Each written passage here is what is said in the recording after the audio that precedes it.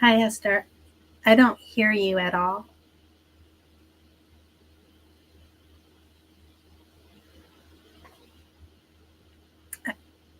It shows that you're on mute on my side.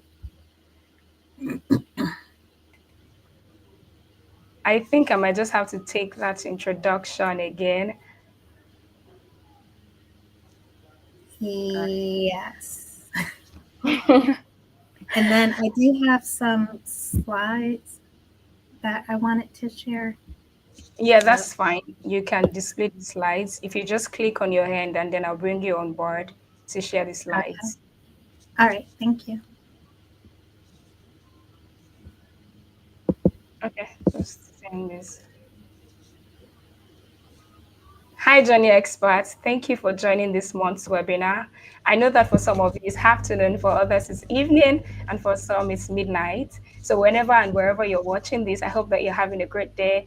And today's topic is one that I'm excited about because it embodies what we do as a community. And I have with me here Nerissa. She works in the destination industry too, travel and tourism industry. She does destination marketing, and she has about 25 years of experience, so she's here today to share those insights with us. Please keep your notes.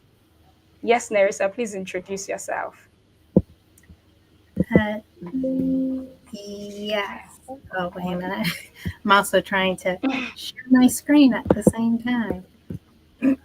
So, Okay. thank you, Esther, for the introduction. If you can just give me one moment. I Sure. will have the introduction as part of my slides. But it keeps on saying, oh, because they're in use in a different document. Okay. And uh, if I need to repeat anything, let me know. Okay. My voice has been a little bit hoarse because I've been under the weather for the last few weeks and been coughing a lot. So, I'm sorry to hear that. hey, it happens. Uh, I did do the present part, but I'm not seeing the option. Like I Okay. uploaded. Okay. So on your StreamYard profile, do you see present from your Yes, end there? yes, I Okay. did Yes. click Just on click on that. that. I uploaded the document. Oh, well, now it looks different. Okay. Uh,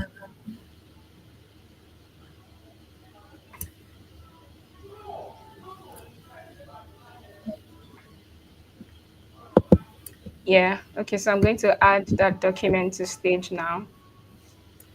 oh, do I need to do it on my end? Because it No, looked like it was going to share my screen, and it was like, oh, well, let me go ahead and reopen PowerPoint. no, it's okay. We can see your screen already. It's on. You can. We can. It's on stage now. Oh, We can see your screen. thank you. I appreciate that because I was not looking at the stage part. So your browser has blocked your screen. Click the screen icon.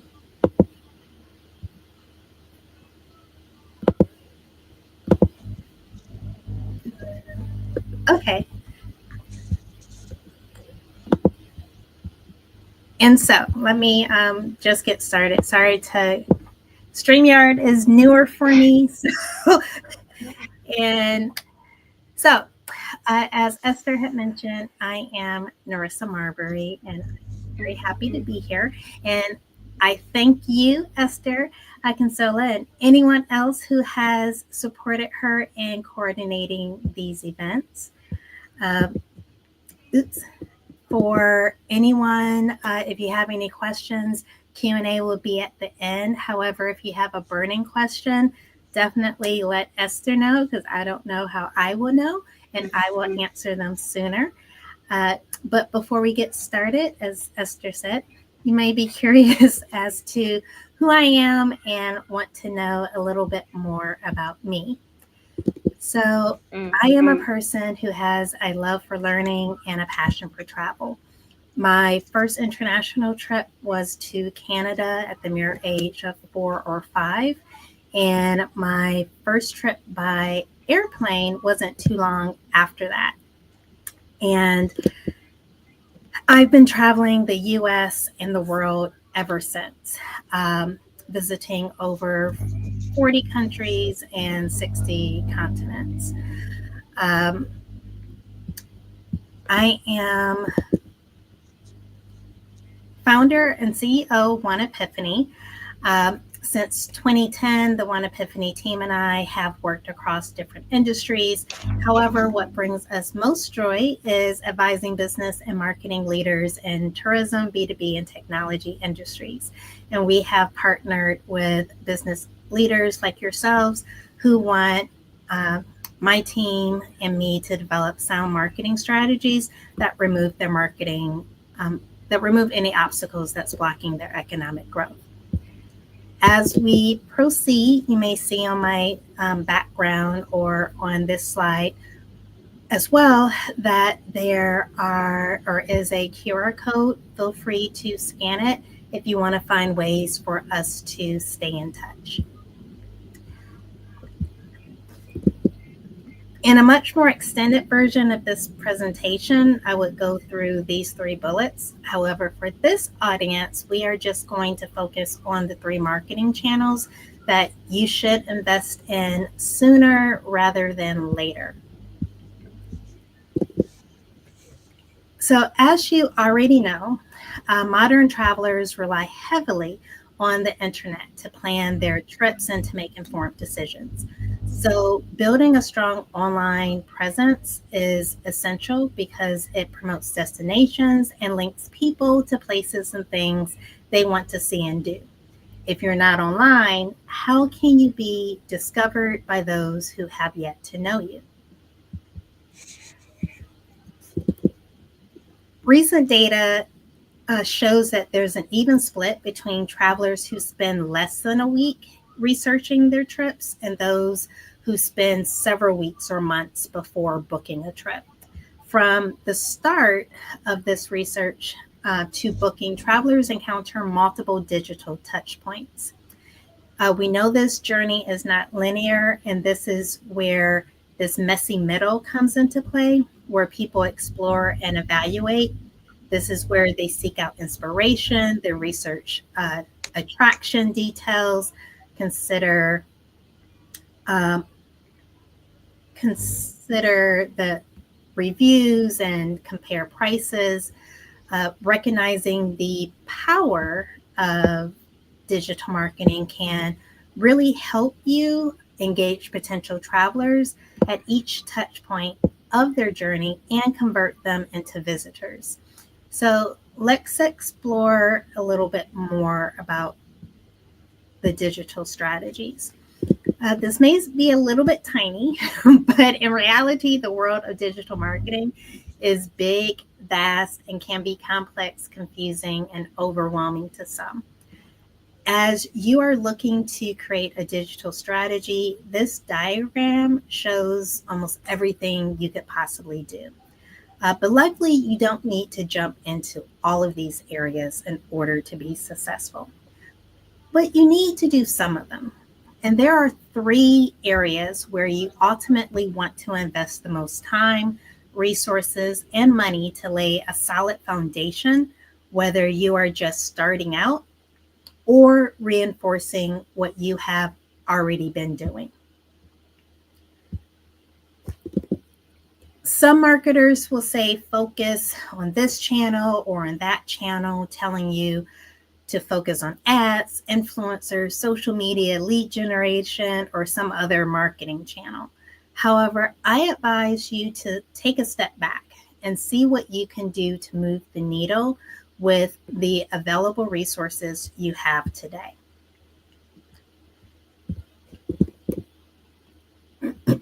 Excuse me. That's why I recommend 3 digital marketing channels to be a part of your marketing strategies foundation. Email allows you to have a direct connection with your audience. When you capture email addresses, you can continue the conversation as well as direct them to information they want to know. Your website. This is your home base. Everything leads back to the website. It is a challenge to think of any marketing channel that could either immediately or eventually guide a current or potential visitor to the website. Like, they always lead to the website. Lastly, you want to make certain that people can find you. People know what they are searching for, but they don't always know where to find it. So search engine optimization, or SEO, allows you to guide those who have never heard of you to your website and other online properties. The main reason why these three are critical to your marketing strategy is because of control. Plain and simple, similar to how people find value in owning land, you want to have ownable spaces online and in the digital space. These three are ownable spaces you can do with a smaller budget and a small team, all the way up to bigger budgets and even bigger teams. You want to own your customer data. Email marketing, a website, and SEO give you more control and ownership in comparison to social media platforms, which are rented spaces. You don't control or own the customer's data on these platforms. You aren't allowed to take the customer data, like location, phone number, or even email address out of them. And just as a quick example, about 3 years ago at this point, in 2021, 14 hours, there was a global outage, if people can remember, of Facebook Messenger, Instagram. Like, they were all down worldwide for some businesses, 14 hours. And then, at least here in the US, a year later, the federal government and at least 30 of the states banned the use of TikTok on government-owned devices. So you never know what's going to happen and when. And so if your business doesn't have a way that it can own, a way of keeping in touch with its past, current, and prospective customers, you could suffer some consequences. So that's why you need to have control over your customer data. There's no backing up your social media followers and taking them with you, as I said. However, if someone has a social media account, guess what? They have an email address. And if they have an email address, they are familiar with and visit websites. And if they visit websites, they search online for the information contained on the websites they find. So email addresses are valuable, like gold. And if you choose to collect email addresses, or if you choose to collect anything, collect email addresses and not followers. So email marketing is a powerful tool. It allows destinations, tourist attractions, travel agents to nurture those relationships with both past and potential customers. By leveraging email campaigns, you can stay connected, engaged, and provide value to your audience. But some people can't handle the truth, honestly. So myths have been floating around for a while. The first myth is email is dead, except for me, I think it is not dead, except by those that don't know how to use email. There are over 4 billion daily email users, and that's more than double the number of users on Facebook. And like I just said, every person on Facebook has an email address. The second myth, we're all guilty of ignoring emails from time to time, even me.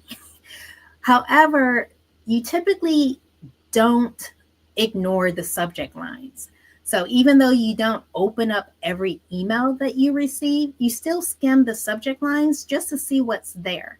That act alone keeps the email sender's brand top of mind and increases brand awareness of the email or for the email recipient. Then, when a subject line piques your interest and motivates you to click, you will because you recognize the value that the brand offers. Otherwise, you would have already unsubscribed. Myth number 3, I am confident that most of you have received and looked at least one email in the last 24 hours. You cannot say the same for social media. And don't forget, I'm going to keep on saying it, you need an email address to even create a social media account. So if you want to grow your following and your business, you need to focus on collecting email addresses. The one thing that I will advise you, because there's lots of do's and don'ts, but for now, I'll keep it to just one don't. Do not import or send to purchase, rented, or third-party lists. Your audience really should be collected entirely by you. So all in all, email marketing complements other marketing strategies you may already be using. If you publish a new post or gather some amazing photos from a recent event, enlighten your email subscribers and share the latest content to fuel their desire to travel. Email marketing can build and strengthen relationships with your audience. Each time you send an email, a customer sees your company name in their inbox and is exposed to your business and brand. And this is true even if they don't make an immediate purchase or contact you for information. They will more than likely remember your business in the future when they are ready to do so. And if you're not sure what to write about, this page just shows some of the types of content that you can use. And looking at this list I put together really quickly, thankfully the reasons for emailing someone are countless. Next up is SEO. So people know what they're searching for, but they often don't know where to find it. So make sure that people can find you. SEO allows you to guide those who have never heard of you before to discover your website and your other online properties.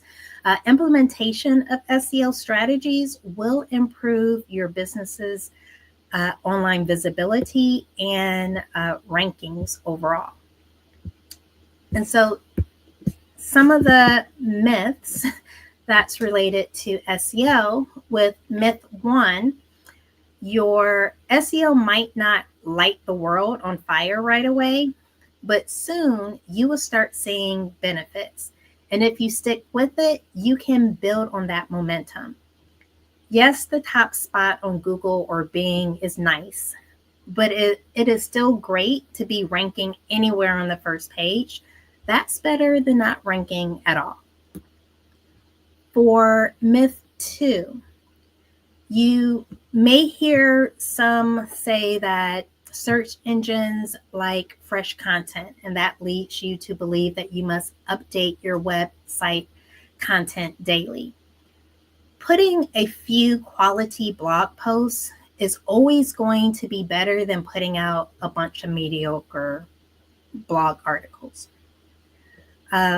Myth 3 is not as complicated as you think.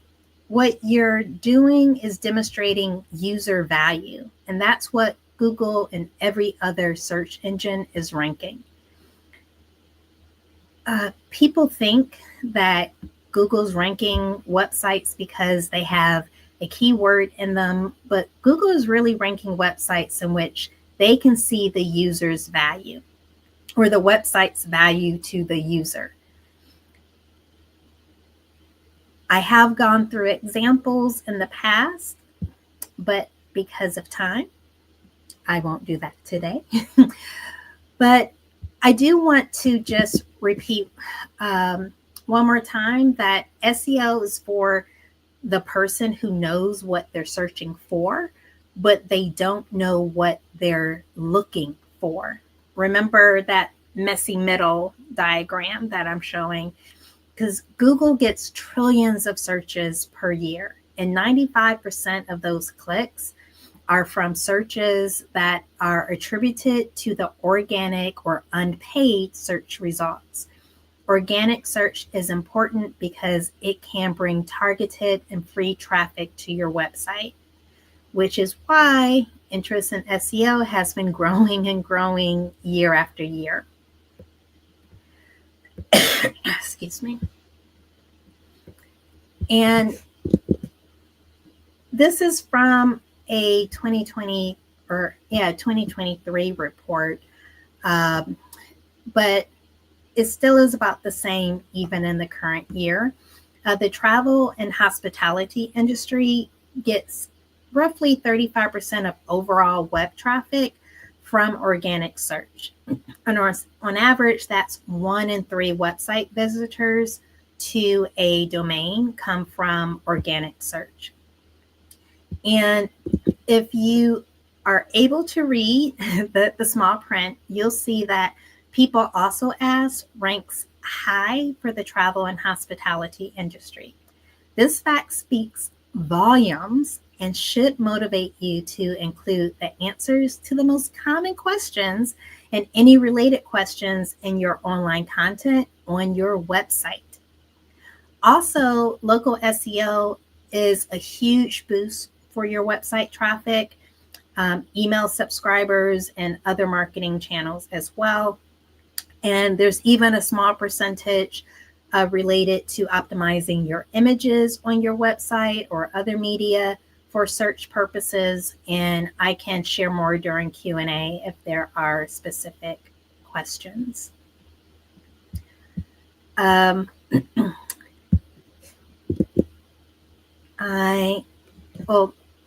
I just mentioned, local SEO can provide a boost. These are the 3 areas that you should focus on if you are going to do SEO and you have a local business. From the website, this is the final must-have for today. If you haven't noticed already, whether it's email marketing, SEO, or really any other marketing channel, you'll find value in having a website. For this audience today, there are probably at least 3 types of websites represented across the audience. It could be a one-page business website, a business website for multiple pages, or if you are representing a destination, it could be a government website with a visitors page or section. And everything that I say and have said applies to you regardless of whether your site is part of a larger site, a one-page standalone, or a multiple-page site. A website lets you direct people to an online location you own and control. And so because of that, you should think of it as a home base or a hub where everything, all of your other marketing channels lead back to that website that you own.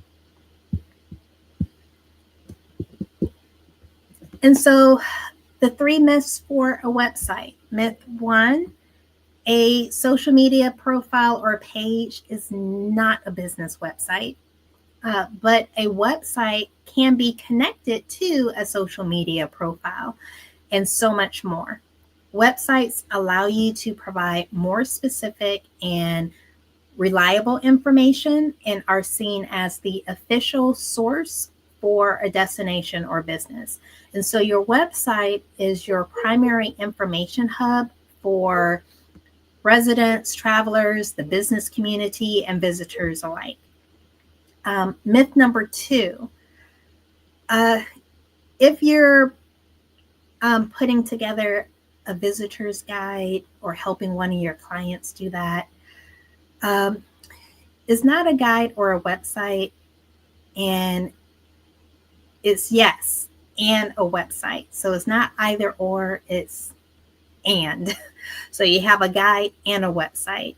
I have worked and know of some destinations that are small and they have only put together visitor webs or visitor guides, and that's why I'm bringing this to your attention.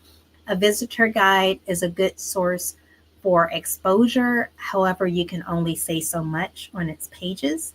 A website allows you to share information that doesn't fit on a finite page and gives potential visitors an additional online resource to learn more. Not to mention, although many visitors' guides today are in digital format, a search bot can only read what is written inside the website code. It cannot read what is inside a PDF file. So that's something to keep in mind.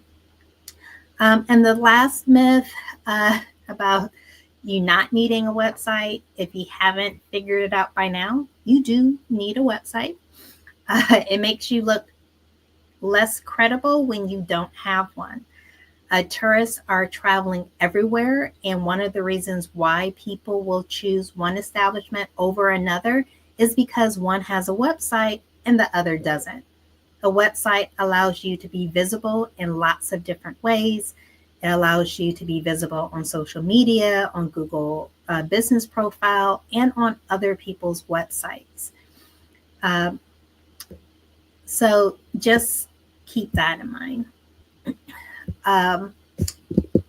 When it comes to website examples, there are some that I can show if someone does want to see it during a Q&A.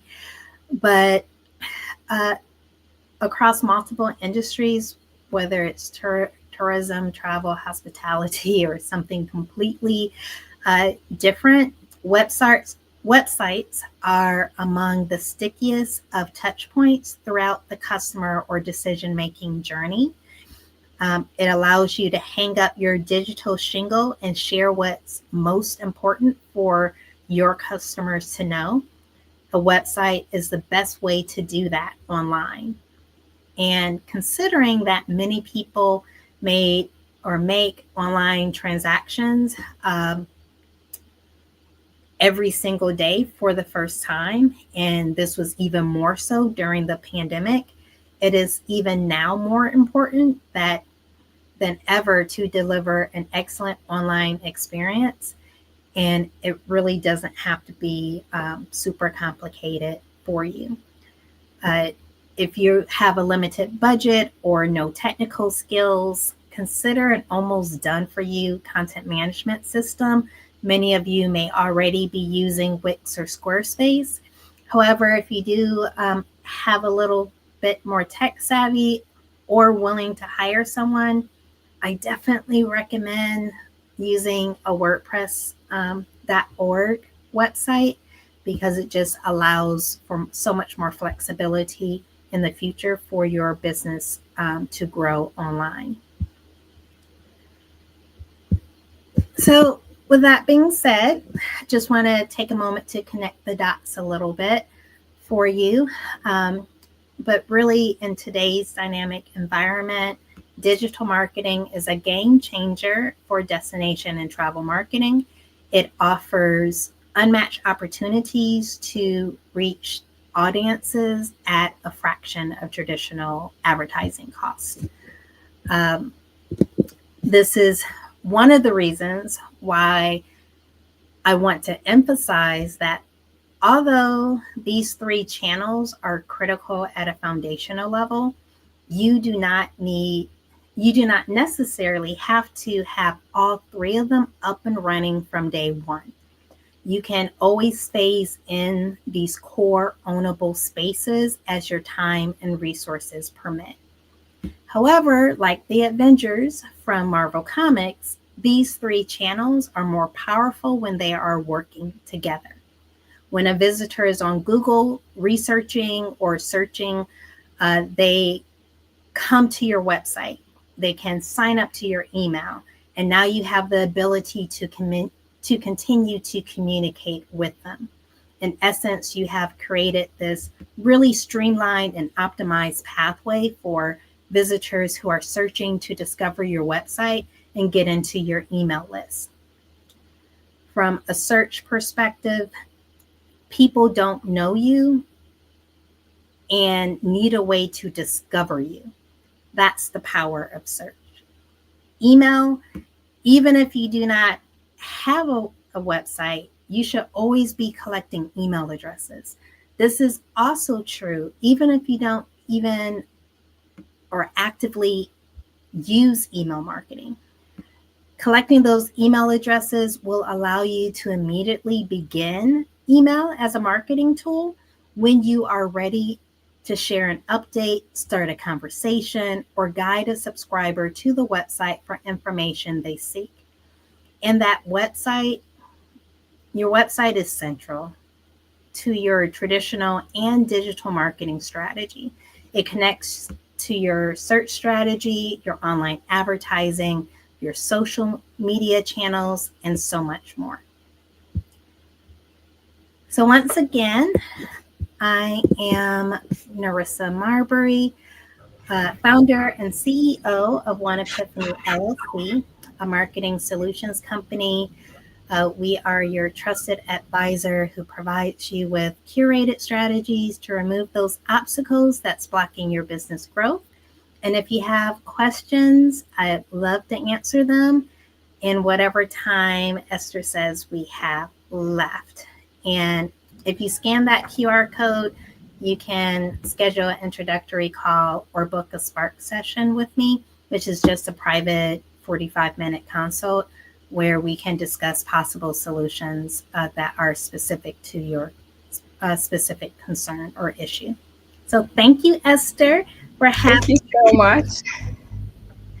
And are there any questions? Yes, I do have a couple of questions, but before we go to the questions, I think I'd like to speak to something. You said something, collect email addresses and not followers. I'm going to remember that for a long time because it just really is. And you also mentioned something about having control. So there's this booking system, booking platform. It's called Fairable. I think that they increased their rates some 3 weeks ago, and suddenly travel agents and tour operators became discontented because they're like, "How do we pay you so much commission, and you're now asking us to pay for us to host our website on your platform?" And people are gradually moving to having their own platform website and not bidding like on a third party. And I think about 2 weeks ago, a competitor came up. It's called Gondola. Right now, they're ranking on Google as website alternative to Fairable. So someone that's been using that platform for like say 5 years, 10 years, you're literally living with zero because all your audience knows you through is that platform. And that speaks to the fact that you need to start building your own audience, collecting your own contacts now.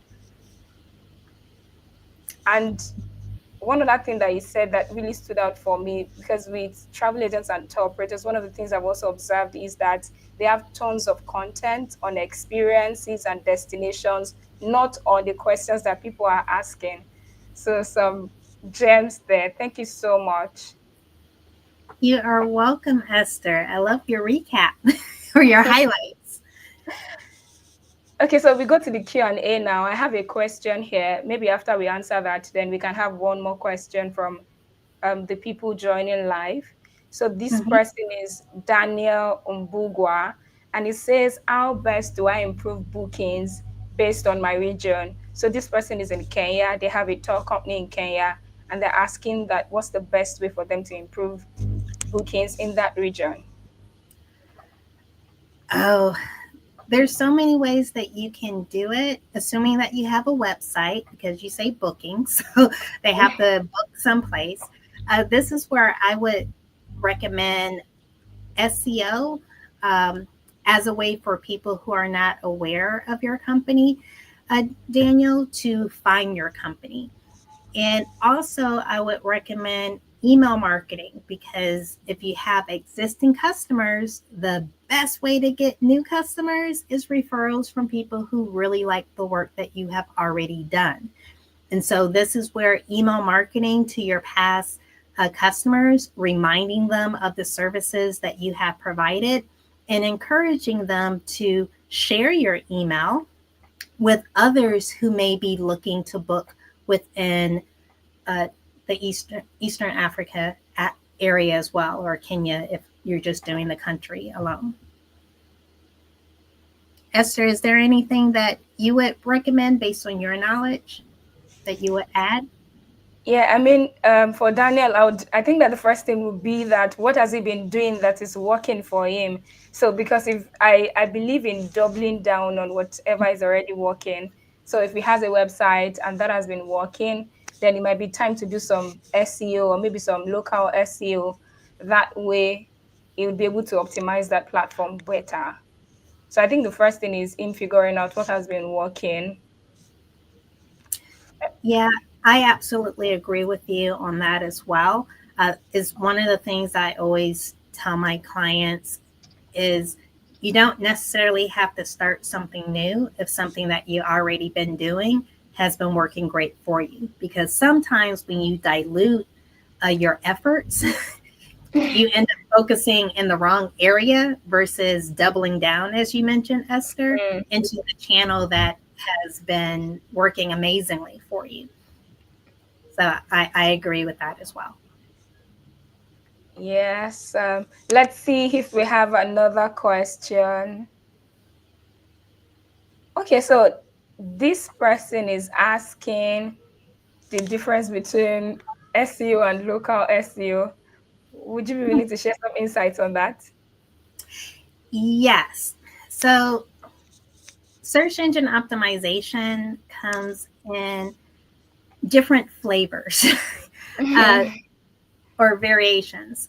And I always like to think of SEO as three types. And this is giving a little bit of background for other people who might not be as familiar with SEO. But three different types of SEO. There's on page, which most of you are probably familiar with. On page is really focusing on the content and the words that are being used. The H tags, the H1, the H2, for those who have done tagging of their websites, you would be familiar with. That's online or on page SEO. The other part is technical SEO. Technical is where you may or may not need to get a developer involved, but you typically do want to have an SEO strategist to work on that technical aspect because that's the part that the search engines see that your website visitor, meaning you and me, we don't see because we're not behind the hood or behind the screen looking at the code. So the technical SEO is focusing on the code.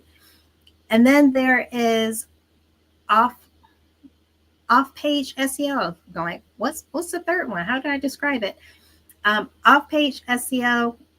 That's what I'm considering the digital PR, also known as backlinks, citations, things that are not on your website. They're off of your website. They're elsewhere. But by them being there, it will drive traffic to your website. So those are the three: on page, off page, and technical. From a local SEO perspective, that's just getting more granular. So, for example, One Epiphany, we focus, or let me answer it correct. And actually, I don't know how to go back um, in the presentation so I can show the local SEO page. Is yeah, go back a few more slides to see now I don't.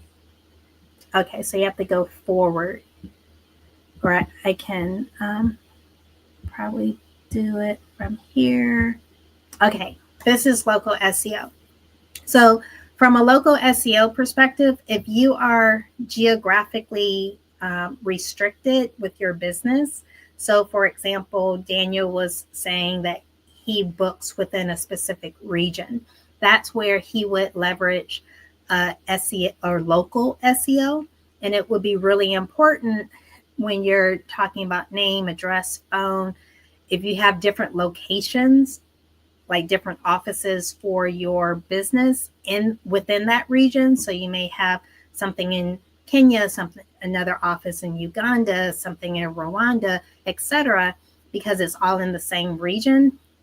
That's where leveraging local SEO and having that NAPE um, on your page, having the appropriate business profile for Google My Business or for Bing for Business, and having that set up is really local SEO is really focusing on those websites, not website, those online search engine users who are wanting to find something near them. So, for example, you want to find a plumber. You're not going to look for a plumber in a different country. You're not going to look for a plumber in a different city than you. You would want to find a plumber who is local to you. That's the benefit of local SEO. So I was a little bit long-winded with it, but I did just want to share that. And Esther, are there Yes, I'm any other, here. or do you want to add on to the local SEO question? I think that what you said is great. There's so many things to unpack around SEO that this session might not be enough. And that's why they should reach out to you, connect with you on LinkedIn, and book a call with you. They can check out one Epiphany, and you can take the conversation from there. You Mm-hmm. just ask us, maybe we invite you for another session, and then they can ask those other questions. Thank you so much for joining us today, Nerissa. You are welcome. Thank you for having me, and I appreciate the questions that have arisen from your audience. And like I said, stay in touch. And if you have questions in the future, feel free to reach out. I would love to have a conversation with you. Thank you so much. Thank you, everyone, for attending today's session. See you next month. Bye. Okay.